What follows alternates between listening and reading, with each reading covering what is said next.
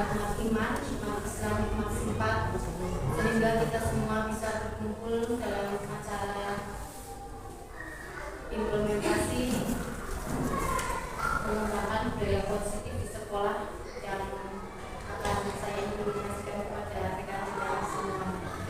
Mohon maaf jika nanti ada salah-salah kata, salah kata, dan salah tak lupa kita sampaikan ke junjungan kita Nabi Agung Muhammad sallallahu alaihi wasallam. Kita selalu nabikan syafaatnya dia. Amin amin ya rabbal alamin. Terima kasih kepada Bapak Ritondo selaku kepala sekolah yang sudah memberikan saya waktu untuk acara ini. Semoga menjadi amal ibadah Bapak. Amin. Dan terima kasih juga kepada teman-teman yang sudah hadir di sini. Semoga juga menjadi amal ibadah panjenengan semuanya. Sebelum acara ini kita mulai, maka kita baca basmalah bersama-sama. Bismillahirrahmanirrahim. Terima kasih teman-teman. Hari ini saya akan mengimplementasikan tentang modul 1.4 di LMS dalam program pendidikan guru penggerak. Di modul 1.4 ini semua CGP diharapkan untuk mengimplementasikan untuk memberikan pengulasan materi kepada rekan-rekan mulai bisa lewat daring ataupun luring. Kalau saya pribadi memang saya ngambil luring karena daring kayaknya kalau Zoom waktu saya juga nggak ada dan keterbatasan saya di bidang teknologi, jadinya saya pakai luring. Ini kita akan tentang materi mengembangkan budaya positif di sekolah. Mengembangkan budaya positif di sekolah untuk modul 1.4 ini berhubungan dengan modul 1.1 yaitu filosofi Ki Hajar Dewantara dan modul 1.2 tentang nilai dan peran guru penggerak serta modul 1.3 tentang visi guru penggerak. Selanjutnya dalam modul 1.4 tentang budaya positif dalam filosofi Ki Hajar Dewantara, guru diibaratkan sebagai seorang petani yang memiliki peranan penting untuk menjadikan tanamannya tumbuh subur dan memastikan bahwa tanah tempat tumbuhnya itu bisa berkembang dengan baik. Tanah yang ditanami itu cocok untuk ditanami bibit tersebut. Tanaman itu diibaratkan sebagai murid. Murid itu diibaratkan sebagai tanaman, sedangkan tanah itu, sekolah itu diibaratkan sebagai tanah. Sekolah diibaratkan sebagai tanah, tempat bercocok tanam, sehingga seorang guru perlu mengusahakan agar sekolah menjadi sebuah lingkungan yang menyenangkan, aman, nyaman, serta untuk berkembangnya potensi murid. Tanggung jawab seorang guru adalah menciptakan lingkungan positif sehingga tercipta kebiasaan-kebiasaan baik. Dari kebiasaan-kebiasaan baik itu akan tumbuh menjadi karakter-karakter baik yang akan membentuk sebuah budaya positif. Sehingga kita menjadi guru harus membuat anak didik kita secara kontinu untuk melaksanakan budaya-budaya positif. Budaya-budaya positif itu bisa dengan seperti yang ada di karakter pelajar, profil pelajar Pancasila. Tetapi secara kontinu, karena tidak bisa kalau hanya sekali saja. Dalam setiap pembelajaran harus disisipkan. Dalam budaya positif, ini ada beberapa materi yang dipelajari oleh para calon guru penggerak, yaitu yang pertama adalah tentang disiplin positif dan nilai-nilai kebajikan universal. Yang kedua, teori motivasi, hukuman dan penghargaan serta restitusi. Yang ketiga, keyakinan kelas. Dan yang keempat adalah kebutuhan dasar manusia dan dunia berkualitas. Yang kelima adalah restitusi atau 5 posisi kontrol. Terakhir yaitu segitiga restitusi. Nanti akan saya jabarkan satu persatu.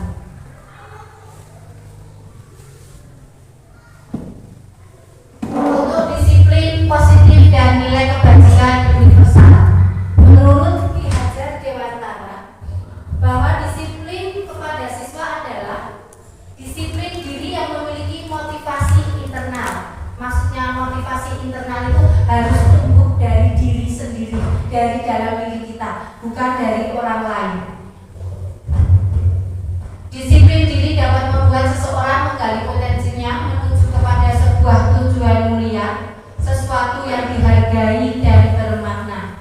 Dengan kata lain, disiplin diri juga mempelajari bagaimana cara kita mengontrol diri kita, menguasai diri untuk memilih tindakan yang mengacu pada nilai-nilai yang kita hargai.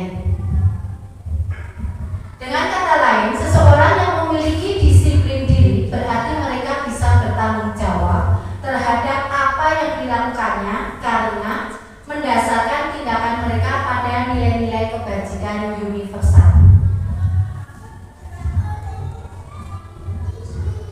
Tujuan dari disiplin positif yaitu menanamkan motivasi kepada murid-murid kita untuk menjadi orang yang mereka inginkan dan menghargai diri sendiri dengan nilai-nilai yang mereka percaya. Ketika murid-murid kita memiliki motivasi tersebut, mereka telah memiliki motivasi intrinsik yang berdampak jangka panjang. Karena ada motivasi ekstrinsik yang berdampak jangka pendek. Yang berdampak jangka pendek itu adalah biasanya sebuah hukuman ataupun diberikan hadiah. Mereka mau disiplin jika mereka itu mendapatkan hadiah, atau dia mau disiplin, mereka anak didik kita mau disiplin itu jika ada hukuman. Seandainya datang terlambat, terus dihukum, berkali-kali dihukum karena dia dihukum bukan dari dirinya sendiri, maka itu cuma sampai jangka pendek, tidak akan sampai jangka panjang.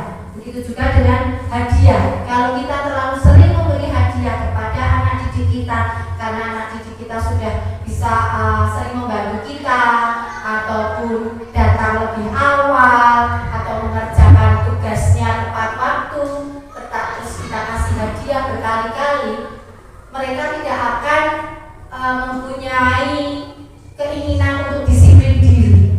Seperti contohnya seperti saya sendiri lah. Jika saya sering datang terlambat ke sekolah untuk mengajar anak didik, itu kan kalau saya tidak ada penanaman dari dalam diri saya sendiri, pasti akan cuma sampai jangka pendek. Aku mau makan nasi, mergani izin kalau tetangga sebelah, kalau wali murid yang menunggu. Nah, itu kan kalau seandainya kita disiplin diri kita dan kita mempunyai tanggung jawab, kita, oh iya saya harus datang lebih awal karena kita berhubungan langsung dengan Allah, dan tanggung jawab kita sebagai pendidik, kita juga sudah digaji ya, katanya ada sendiri.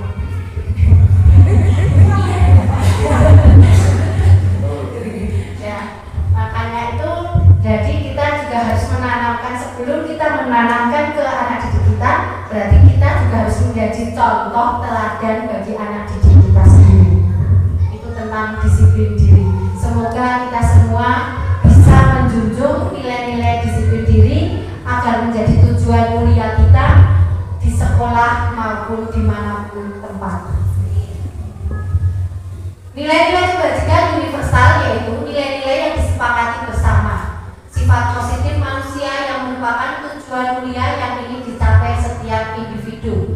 Seperti contohnya profil pelajar Pancasila. Apa saja sih profil pelajar Pancasila?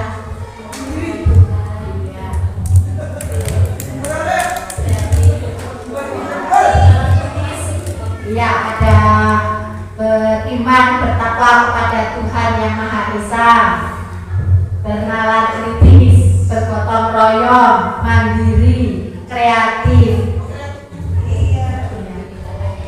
kebinekaan global. Ya, itu nanti adalah menjadi nilai-nilai kebajikan universal yang harus kita tanamkan kepada anak didik kita. Sebelum menanamkan ke anak didik kita, berarti harus ke diri kita sendiri. Selanjutnya yaitu tentang teori motivasi, hukuman, dan penghargaan serta restitusi. Menurut Diana Koster, ada 3 motivasi perilaku manusia untuk menghindari. Yang pertama yaitu untuk menghindari ketidaknyamanan atau hukuman. Biasanya orang itu agar dia yang pertama, contohnya untuk menghindari ketidaknyamanan atau hukuman, dia paling kita, saya pribadi akan mesti datang lebih awal daripada oleh SP sebagai kepala sekolah, kan kayak gitu. Nah, itu berarti kan menghindari hukuman atau ketidaknyamanan ketika sering bertemu sama wali murid. Saya dulu sering kasih gemu, ya saya jawab boten perkawanan. Berarti itu kan halus, sindiran halus bagi kita. Nah, yang kedua yaitu untuk mendapatkan imbalan atau penghargaan dari orang lain. Seperti saya pribadi mengikuti CGP, bisa saja kan baik oleh penghargaan, baik oleh bisa dianggap pinter, padahal kan kita tidak boleh seperti itu. Yang ketiga yaitu untuk menjadi orang yang mereka inginkan dan menghargai diri sendiri dengan nilai-nilai yang mereka percaya. Maksudnya di sini yaitu kita menanamkan tentang budaya positif itu. Kalau kita menghargai diri kita sendiri, kita lakukan dengan secara komitmen terus menerus, dan kita bisa memberikan contoh kepada anak didik kita, pasti kita bisa menghargai diri kita sendiri. Berangkat awal, berangkat pagi tanpa ada penghargaan, tanpa ada SP dari kepala sekolah, tanpa ada sindiran dari wali murid, berarti kan kita menghargai diri kita sendiri. Kita punya tanggung jawab kepada Allah. Itu dan tanggung jawab kita sebagai pendidik yang sudah memang benar-benar digaji, sudah ada jam datang, jam pulang. Tetapi jam pulang juga saya sering tidak sesuai. Ya, itu maksudnya contohnya saya. Jadi contoh orang lain biar saya ya, ini apa namanya? Yang berikutnya adalah hukuman, konsekuensi, dan restitusi. Ternyata setelah saya pelajari di modul 1-4 itu, hukuman dan konsekuensi itu sendiri-sendiri. Saya kira itu sebelum saya pelajari modul ini, hukuman dan konsekuensi itu sama. Setelah ada beberapa contoh, ternyata ini bukan hukuman, ini bukan konsekuensi. Seperti itu. Saya mengisi di LMS itu kan ada soal ya, diklik-klik, ternyata ya memang saya ada banyak salah. Ternyata belum tahu apa yang dimaksud hukuman dan apa yang dimaksud dengan konsekuensi. Tindakan terhadap suatu pelanggaran pada umumnya berbentuk hukuman atau konsekuensi. Hukuman bersifat satu arah dan bisa berupa fisik maupun psikis. Sedangkan konsekuensi sudah disepakati atau sudah disetujui oleh murid dan guru. Bentuk konsekuensi dibuat oleh guru atau sekolah dan murid sudah mengetahui sebelum konsekuensinya yang akan diterima bila ada pelanggaran. Restitusi adalah proses menciptakan kondisi bagi murid untuk memperbaiki kesalahan mereka sehingga mereka bisa kembali kepada kelompok mereka dengan karakter yang lebih kuat.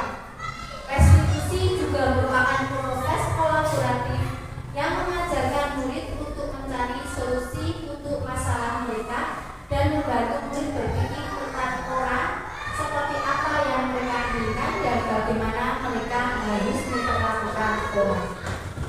Saya akan memberikan beberapa contoh tentang hukuman dan restitusi.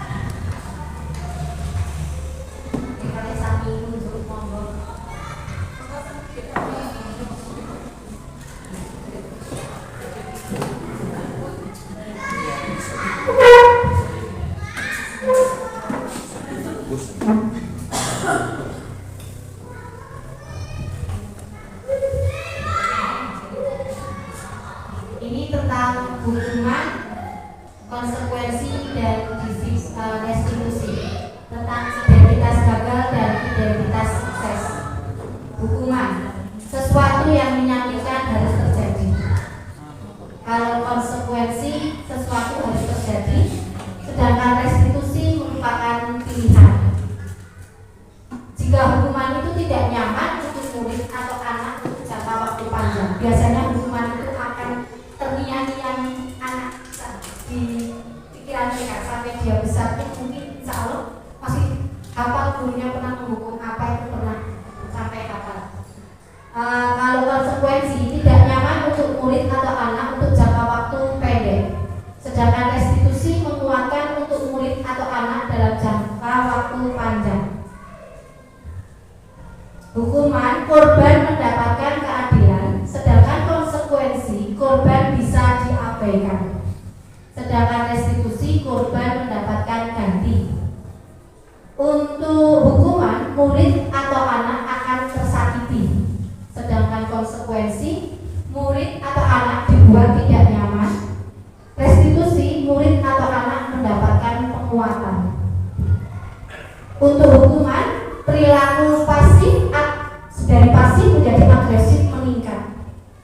Penguatan, sedangkan konsekuensi, penguatan hanya bertahan dalam jangka waktu pendek, sedangkan restitusi, masalah terpecahkan. Untuk hukuman, sistem tidak akan berjalan bila murid tidak takut. Konsekuensi memerlukan monitoring dan supervisi terus-menerus dari guru. Sedangkan restitusi, murid belajar bertanggung jawab untuk perilakunya. Nah, iya, boleh silakan. Iya, ya, tapi nanti kabarin kok kemarin. Saya ada restitusi sendiri apa? Bukan nanti di belakang dijelaskan. Iya, ada penjelasan. Saya nana lah membela.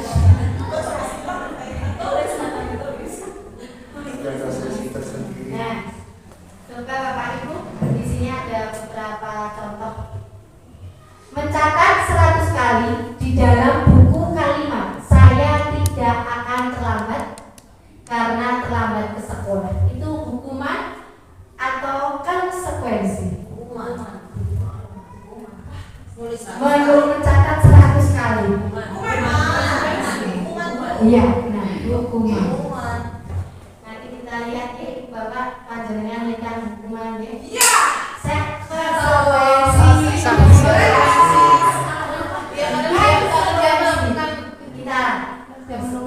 Kalau hukuman kan kamu berdiri di depan. Iya. Lari mengelilingi lapangan. Lari mengelilingi lapangan basket 2 kali karena terlambat dari sekolah.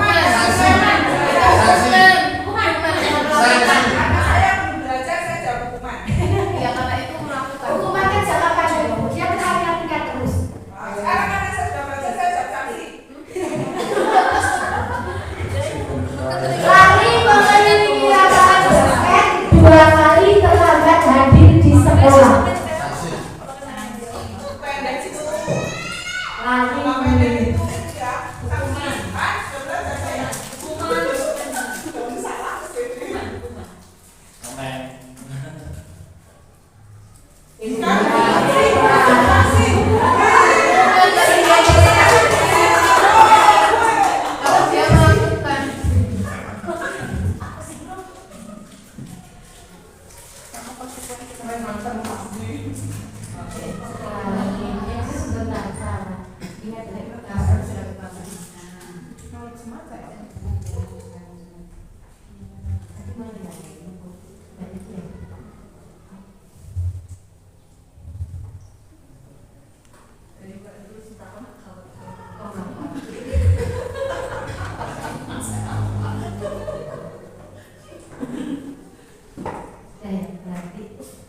Cuma itu saja. Berarti ada 3 soal, satu lagi soal pembersihan toilet di meja itu sanksi. Ya, kalau sanksi. Konsekuensinya apa? Iya, karena sudah perjanjian, sudah ada perjanjian. Saya ulang lagi.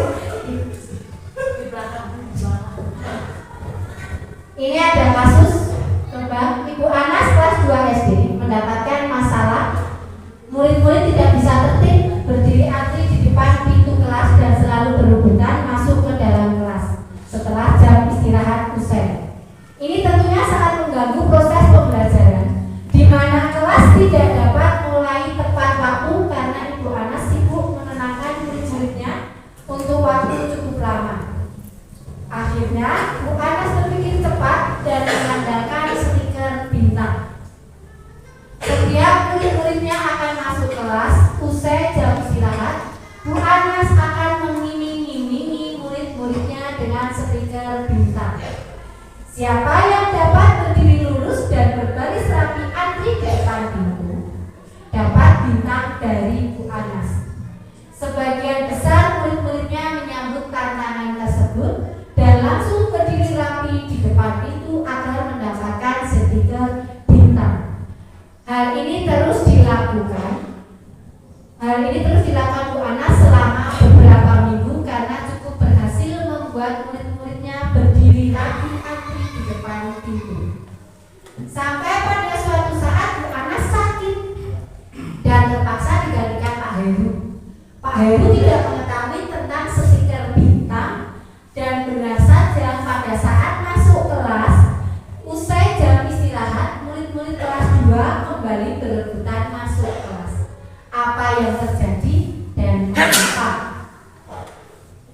Berdasarkan teori motivasi yang telah Anda pelajari, ada motivasi yang pada pembelajaran sebelumnya. Kira-kira motivasi murid kelas 2 itu untuk berdiri antri sebelum masuk kelas, berdasarkan motivasi itu, bukan yang saya tanyakan adalah, adakah cara lain agar murid-murid kelas 2 bersedia antri di depan kelas tanpa diberi penghargaan stiker bintang? Ada. Pasti ada sih. Ada. Boleh dijawab? Boleh dijawab? Boleh. Salah satunya adalah dengan kita membuat seperti yang telah dicontohkan tadi, restitusi, yaitu kita memberikan suatu kesepakatan antara guru dengan seluruh murid bahwa sebenarnya penanaman tentang disiplin, kerapian, antri di depan itu adalah suatu penanaman disiplin. Ya, jadi anak-anak berpikir bahwa itu bukan hanya suatu penghargaan untuk mendapatkan bintang, tapi memang penanaman yang memang harus dilakukan setiap kali, penanaman karakter baik seperti itu. Jadi sebaiknya guru dengan siswanya memberikan suatu kesepakatan, membuat suatu kesepakatan seperti yang telah diterangkan oleh panjenengan, yaitu mengenai restitusi. Demikian Bu. Terima kasih. Terima kasih Bu. Tapi sebelumnya kalau restitusi nanti itu belum ke restitusi. Oh ya. Jadi saya akan jawaban. Bu Renda kepinteran. Ada yang masuk atas. Terima kasih Bu Renda. Ya, sama-sama. Ada lagi aku bisa menambahkan. Kayaknya ada yang sebelum. Pokoknya kami ngomong. Mbak Yuri, Ada tambahan dari ibu menanam. monggo Bu Yuri. Kalau menurut saya, yang salah satu yang bisa dilakukan juga pernah saya katakan seperti itu. Saya ulang ketika mereka masuk berdesakan, saya suruh baris lagi dari depan, diulang lagi. Kalau mereka belum bisa masuk secara teratur, maka belum bisa mulai pembelajaran di kelas. Termasuk ketika pulang. Kalau mereka belum bisa disiplin, maka kita tidak akan mulai berdoa dan kita belum pulang. Dan alhamdulillah ketika sudah dibuat pengertian seperti itu, mereka tahu konsekuensinya apa. Akhirnya mereka mau baris dengan teratur dan masuk juga dengan teratur. Itu salah satu yang pernah saya praktekkan. Seperti itu.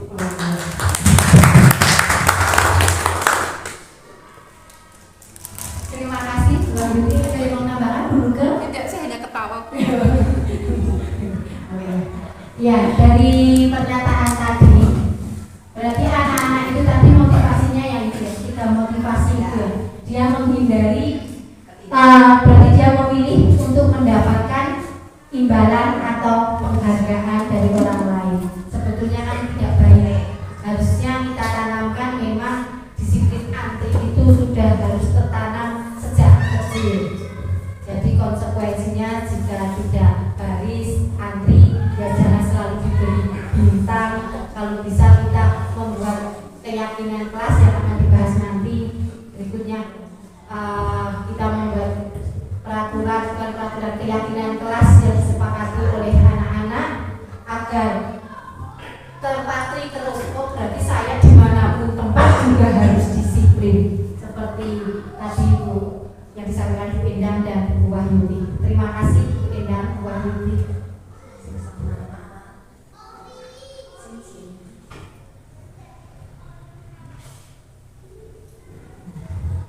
Ya, yang berikutnya yaitu tentang keyakinan kelas. Saya juga mungkin panjenengan semuanya baru dengar keyakinan kelas ya. Sama, saya juga iya. Setahu saya adanya peraturan kelas bukan keyakinan kelas. Ternyata berbeda. Peraturan kelas dan keyakinan kelas itu beda. Kalau peraturan biasanya satu sisi, satu guru, maksudnya guru saja yang menetapkan. Tetapi kalau untuk keyakinan kelas itu adalah sama-sama bareng-bareng antara guru dan murid. Keyakinan kelas adalah nilai-nilai kebajikan universal yang disepakati secara tersurat dan tersirat. Tahapan menciptakan program kebajikan. Yang pertama yaitu lihat daftar kebajikan yang telah disusun bersama. Yang kedua, tentukan nilai-nilai kebajikan yang ingin dijadikan perhatian utama di kelas atau di kelas dengan surat pendapat dalam kelompok. Yang ketiga, sempurnakan beberapa nilai kebajikan yang utama. Bahas kembali dalam kelompok utama. Yang keempat, buatlah poster atau muat di sosial media keyakinan sekolah atau kelas. Pembentukan keyakinan sekolah atau kelas. Keyakinan kelas bersifat lebih abstrak daripada peraturan yang lebih rinci dan konkret. Keyakinan kelas berupa pernyataan-pernyataan universal. Keyakinan kelas senantiasa dibuat dalam bentuk positif. Keyakinan kelas tidak terlalu banyak sehingga mudah diingat, dipahami oleh semua warga kelas. Keyakinan kelas juga sebaiknya sesuatu yang dapat diterapkan di lingkungan tersebut dan semua warga kelas hendaknya ikut berkontribusi dalam pembuatan keyakinan kelas lewat kegiatan curah pendapat. Setelah itu bersedia meninjau kembali keyakinan kelas dari waktu ke waktu. Di kelas saya sudah saya terapkan tentang keyakinan kelas. Walaupun kelas rendah pun saya terapkan, tetapi saya sebelum membuat keyakinan kelas, anak-anak itu saya pancing terlebih dahulu. Saya dengan kalimat ini seperti keyakinan kelas itu seperti peraturan kelas, seperti tata tertib yang harus kalian taati. Tetapi ini keyakinan kelas ini kita buat bersama-sama. Jadi seandainya kalian melanggar juga pasti ada konsekuensinya. Ada mungkin saya waktu itu bukan malah melakukan konsekuensi hukuman. Ternyata hukuman itu juga nanti anak malah teringat terus ya. Berarti harus saya ralat dengan kata konsekuensi. Seperti itu. Anak-anak antusias sekali membuat keyakinan kelas. Mereka menulis, saya kasih contoh, dan anak-anak bisa dia menulis walaupun tulisannya memang amburadul, saya suruh nempel di depan papan tulis. Nanti yang paling banyak itulah dari jumlah murid saya 28, yang terbanyak nanti apa saja saya tulis, seperti tidak boleh membuang sampah sembarangan. Bukan tidak boleh, harus memutar kalimatnya, membuang sampah di tempatnya, ada tempatnya. Menaruh sepatu di rak sepatu dengan tertib. Masuk tepat waktu. Jika ke belakang izin. Walaupun mereka tidak menulis jika ke belakang, kayak itu. Anak-anak menulisnya ke belakang pamit. Ya, kita sebagai pendidik ya memang harus pintar-pintar membuat kalimat gitu. Nah itu kemarin waktu itu saya buat anak-anak, akhirnya saya bacakan lagi, salah satu saya suruh baca, mereka setuju, terus ditandatangani. Iya, ada tanda tangan semua muridnya, ditempel di kelas. Seperti itu keyakinan kelas. Boleh kita tulisnya di kreasi berapa, kalau saya tetap pakai kertas ini, kertas Manila seperti Manila. Nah, Saya juga buat. Kalau saya tulisnya kesepakatan kelasku, kesepakatan kelas, tapi saya meminta anak-anak untuk menuliskan apa yang ingin mereka capai di kelas 5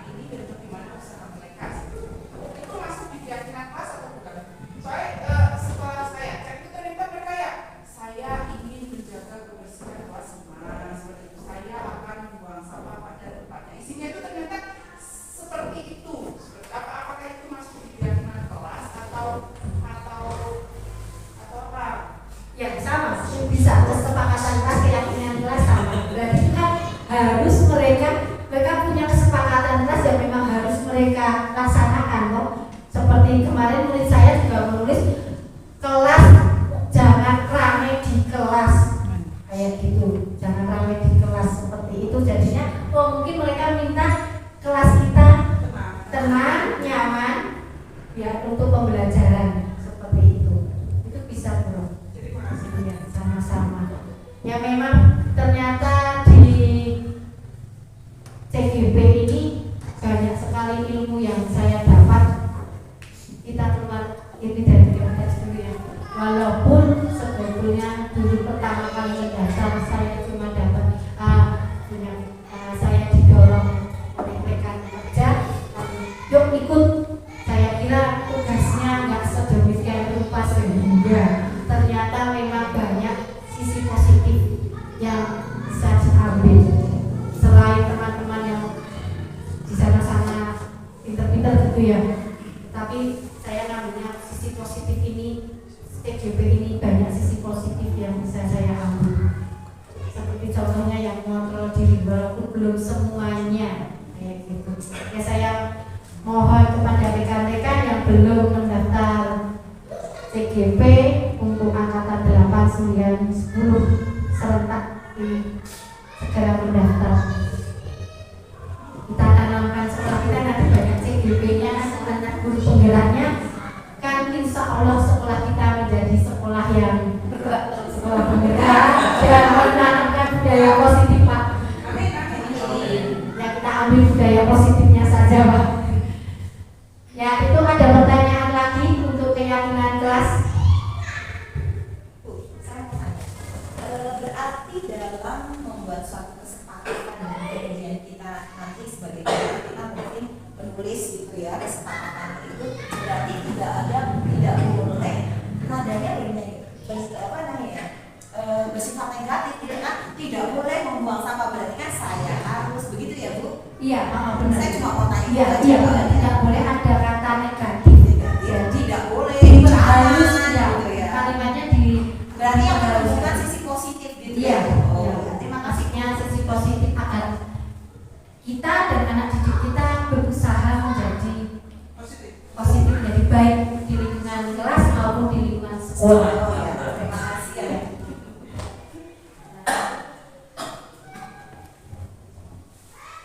Ya, yang berikutnya adalah prinsip restitusi.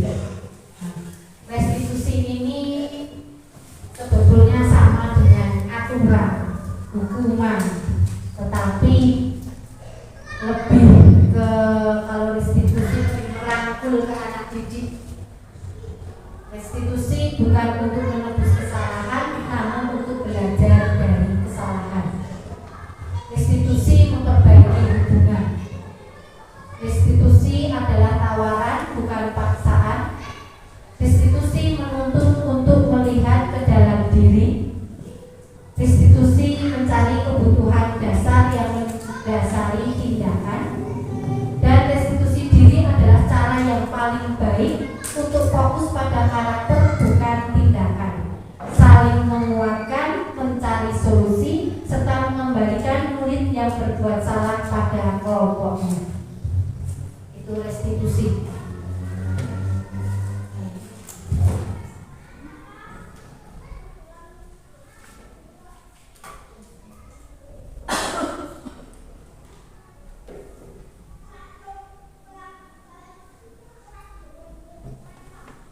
Saya kasih contoh yang restitusi dulu ya Ibu dan Bapak, mohon maaf.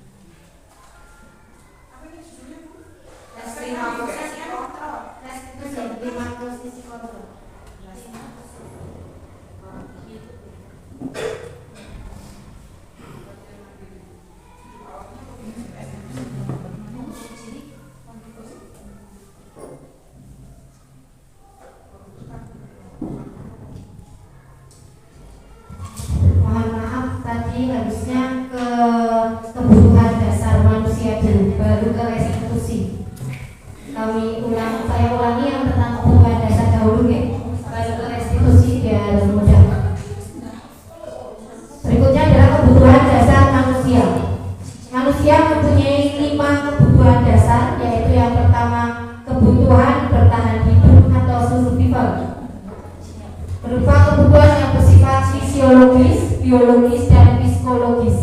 Untuk yang fisiologis, manusia membutuhkan kesehatan, rumah, dan makanan. Sedangkan biologis yaitu reproduksi atau menambah keturunan. Menambah keturunan. Psikologis yaitu perasaan aman.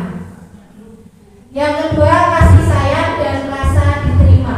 Kebutuhan untuk diterima. Kebutuhan akan hubungan dan koneksi sosial, memberi dan menerima kasih sayang. Kebutuhan menjadi bagian kelompok terhubung dengan teman, orang lain, keluarga, binatang peliharaan, ataupun pasangan hidup.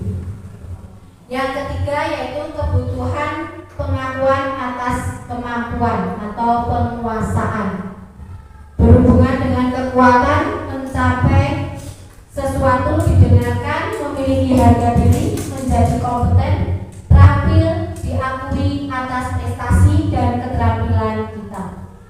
Biasanya suka mengamati sebelum mencoba hal baru dan kecewa bila melakukan kesalahan, rapi dan sistematik, selalu ingin mencapai yang terbaik dan ingin menjadi pemimpin.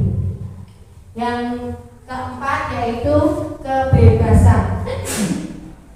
Kebutuhan kemandirian, otonomi,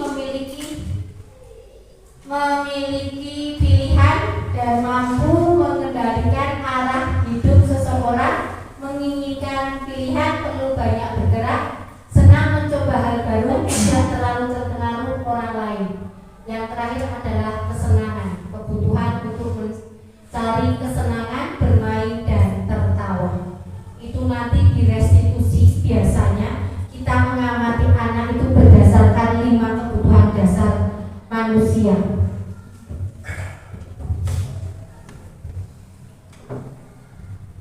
Tadi restitusi sudah nih. Contoh yang 5 kebutuhan dasar manusia.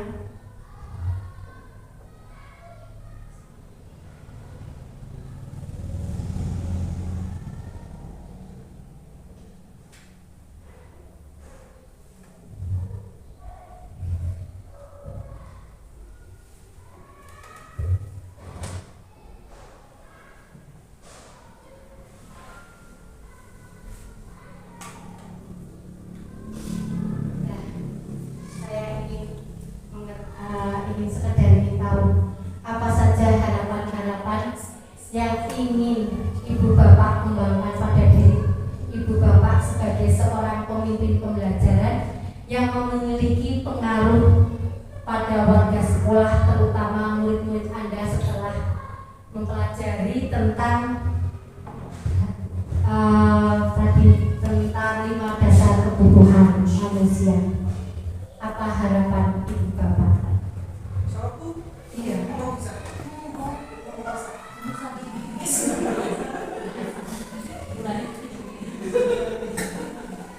Harapannya apa nih, Bro? Saya. Iya. Ini terkait dengan yang 5 dasar, katanya 5 dasar kebutuhan manusia. Ada yang kesenangan, ada yang tadi mencari rasa aman.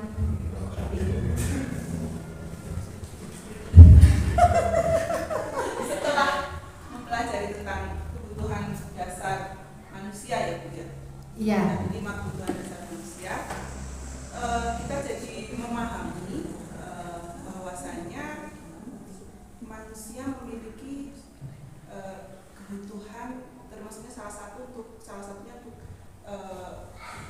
diapresiasi,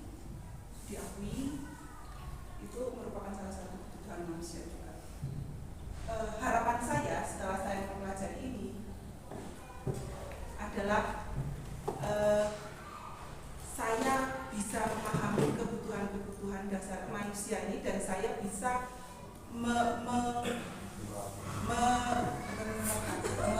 saya bisa memprioritaskan kebutuhan mana yang harus saya terapkan. Jadi saya mengetahui prioritas yang harus saya terapkan. Mohon maaf jika saya berlebihan. Terima kasih. Ya, tidak apa-apa Bu. Terima kasih. Harapannya bagus Bu. Bisa saja kita membuat harapan-harapan untuk anak didik kita yang bisa meningkatkan kreativitas, menumbuhkan budaya positif, dan menjadi anak-anak yang bisa nanti maju di era globalisasi ini tanpa mengesampingkan kodrat alam dan kodrat zaman anak-anak. Seperti itu juga. Terima kasih Guru atas harapan-harapan dan keberhasilan. Nyambung Bro.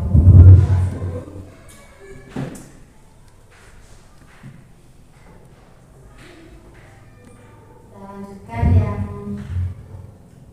yaitu restitusi 5 posisi kontrol. Terima kasih sudah mau hadir. 5 posisi kontrol kita sebagai guru, yaitu coba nanti kita refleksi diri kita sendiri, kita di posisi yang mana.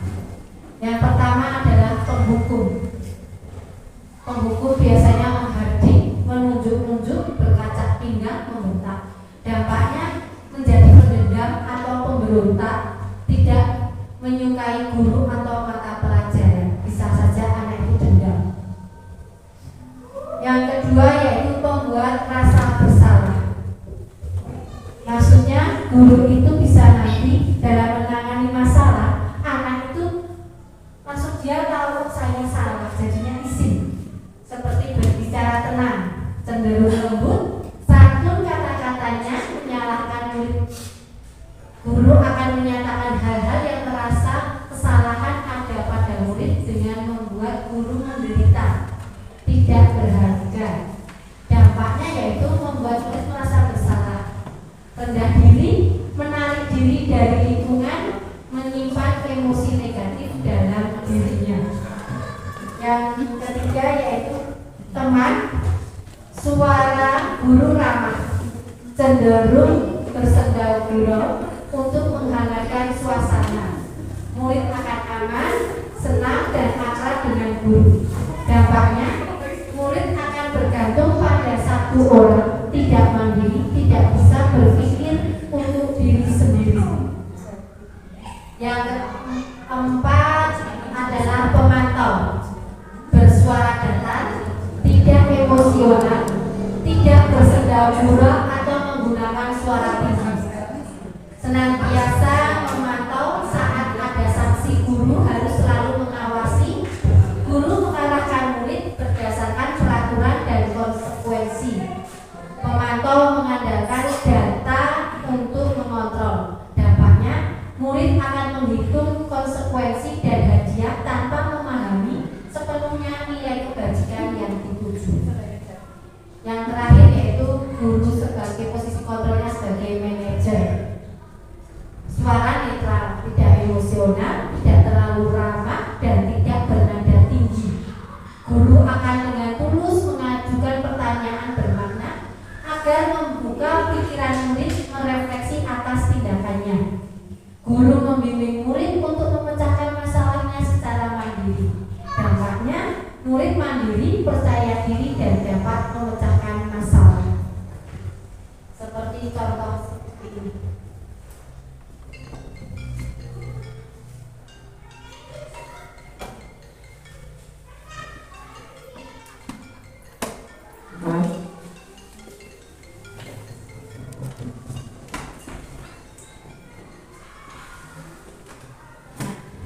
Yang pertama penghukum. Biasanya penghukum itu nanti ada kalimat patuhi aturan saya atau awas. Seperti misalnya saya pribadi saja, Bu Guru mau ke kantor, awas kalau kalian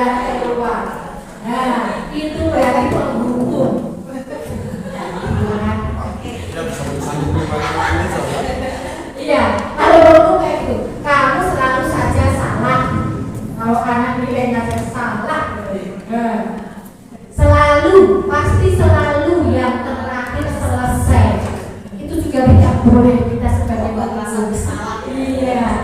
Harusnya bagaimana itu? Yang manajer. Karena kita pilih yang mana, kita terangkan ke diri kita. Berarti memang ini modul ini pas jadi buat saya pribadi. Umum. Iya. Terlambat lagi. Nah, itu juga tidak boleh. Berarti baik dunia. Baik. Ya, nanti pilih yang mana. Yang kedua adalah membuat merasa bersalah.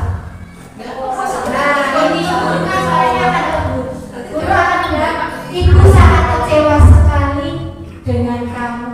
Udah tahu saya. Pernah itu. Berapa kali bapak harus memberitahu kamu ya? Gimana coba kalau orang tua kamu tahu? Seandainya anak membuat kesalahan kan? Nanti tak telepon ibu deh. Ancaman. Ada sering ya, Itu yang membuat merasa bersalah. Yang ketiga teman.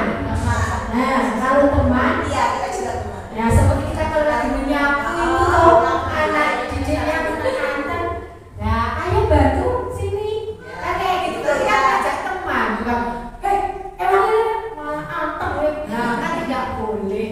Kita ngomongnya ayo bantu, atau ayo ingat tidak bantuan bapak selama ini.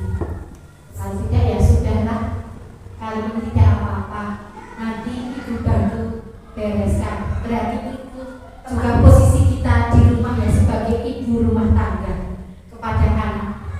Ternyata banyak banget modul ini yang kena di hati saya. Iya, bisa ya.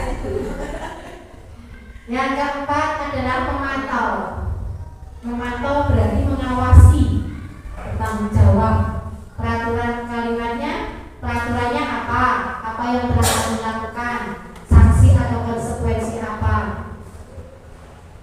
Seperti contoh-contoh itu di bawahnya ada contoh-contohnya tadi. Mohon maaf tadi. Yang terakhir yaitu manajer. Nah, ini contoh manajer. Berarti guru berperan seperti sebagai kepala sekolah. Apa yang kita yakini, kalimatnya itu kita kembali lagi ke keyakinan keras jika anak melanggar peraturan kelas, keyakinan kelas. Apa kamu yakin? Jika kamu yakini, apa kamu bersedia memperbaiki? Berarti kan anak tidak down ya. Jika kamu perbaiki ini, hal ini menunjukkan apa tentang dirimu? Sikap kesalahan berarti ya. Iya, kalau restitusi itu kan mengembalikan anak untuk kembali ke masyarakat lagi ke kelompoknya lagi dengan tidak ada rasa down. Seperti kalau kita upacara anak yang nggak membawa topi dasi terus kita marah-marahin itu kan berarti anak down karena di depan umum. Ya kalau bisa kita bariskan dulu semuanya, kita panggil satu-satu, kita tanya mereka keyakinan kelasmu apa, jangan diulangi lagi seperti itu. Itu tentang 5 posisi kontrol kita.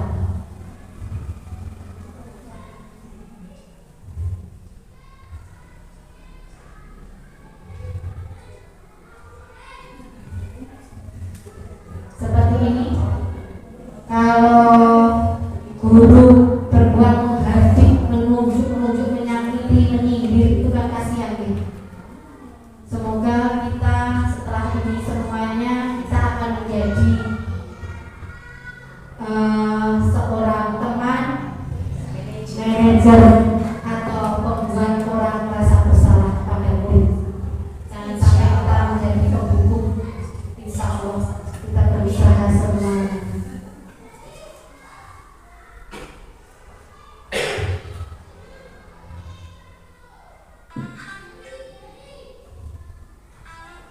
Saya kecewa sekali dengan kamu. Berarti itu apa?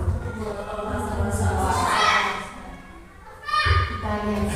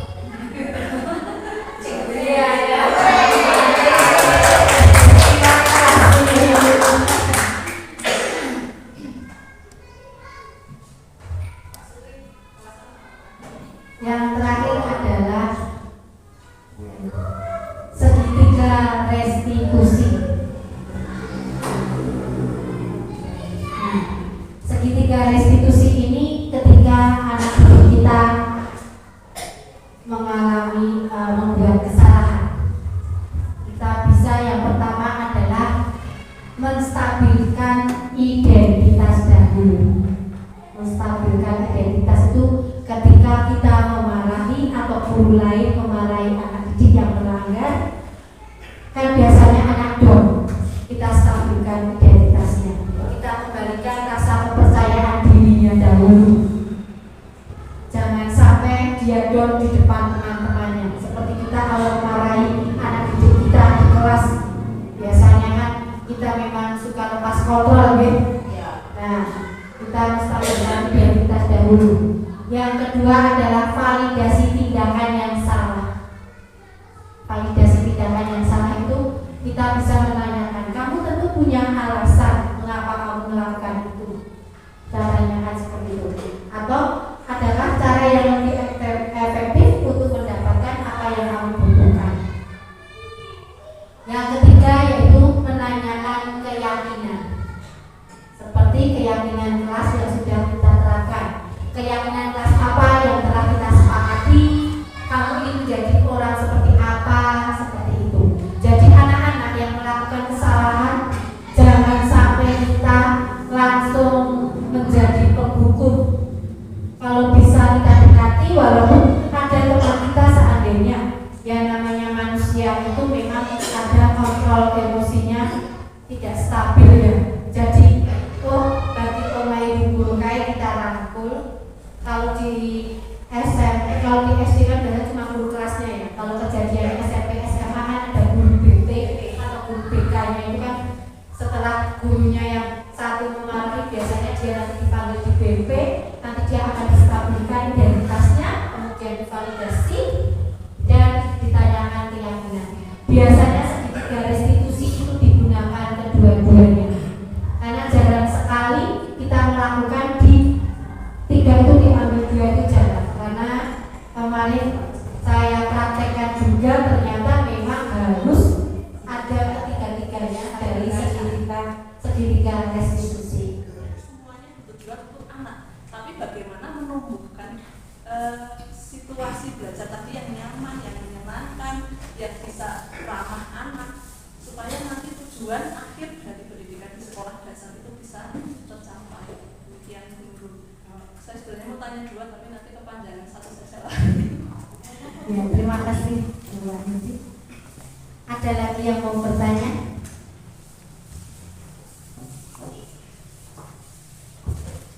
Ada yang mau bertanya? Ya, Bu Wahyudi, terima kasih atas pertanyaannya tadi tentang bagaimana mewujudkan ibaratnya tanah itu sebagai sekolah diibaratkan sebagai tanah ya. Padahal di tanah itu banyak sekali, dan di sekolah itu banyak sekali pikiran-pikiran dari berbagai macam ide, dari berbagai karakter. Ya. Pertama kita harus kolaboratif, Bu. Kita memang ke sekolah itu, di sekolah dengan teman-teman kita harus saling mendukung, saling berkolaboratif, dan kita harus menurunkan ego kita. Iya, entah itu satu level atau dua level tidak apa-apa. Ya, tergantung egonya masing-masing. Karena kita nanti juga di sekolah itu kita kan juga punya peran sebagai manajer juga. Bisa sebagai manajer, bisa sebagai coaching, sebagai pimpinan, bisa juga sebagai tutor dengan teman. Seandainya ada teman yang mempunyai pendapat A, kita jangan langsung, ya kalau bisa jangan langsung, saya juga setuju. Kita musyawarahkan bersama-sama, kita duduk bareng.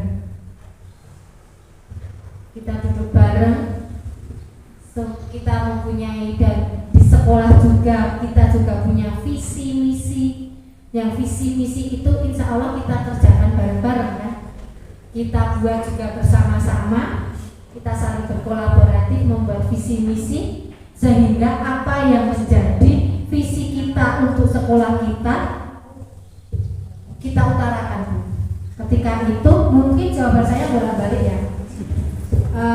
Kita mempunyai visi. Sebetulnya di modul 2 juga diterapkan tentang nilai-nilai guru penggerak, ada nilai-nilai yang mandiri, reflektif, kolaboratif, inovatif, dan berpihak pada murid.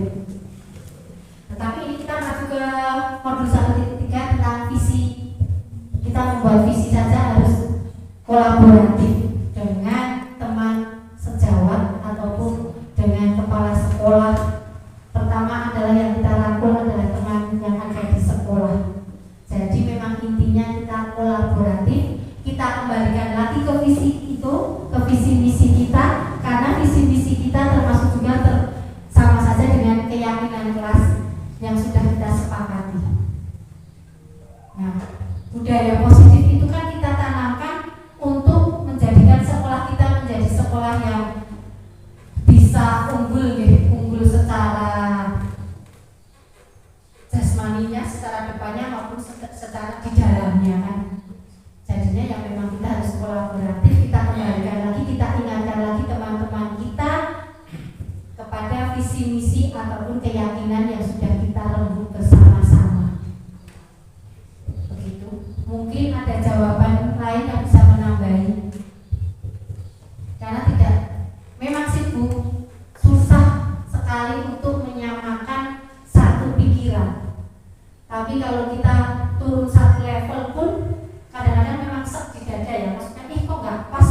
Tapi kita harus sama karena kita mempunyai tujuan yang sama, membentuk anak didik kita menjadi anak didik yang berkarakter, berkarakter positif, profil pelajar Pancasila.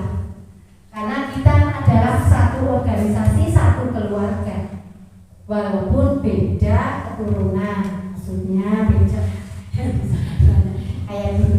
Intinya kolaboratif dan saling mengingatkan. Itu. Ada yang bisa menambahkan mungkin Pak Sutri atau Pak Kepala Pak Tri, teman-teman yang lain. Mungkin bisa Bu Endang menambahkan. Ya, kalau menurut saya kita selain kolaboratif dengan rekan kerja, kita juga harus saling mentor dan juga kita harus berpihak kepada kebutuhan murid itu sendiri. Demikian. Karena murid itu seperti yang KHD sampaikan filosofinya bahwa kita harus berpihak pada keadaan alam dan kebersamaan. Demikian. Ya, terima kasih. Wahyudi sudah cukup atau kurang?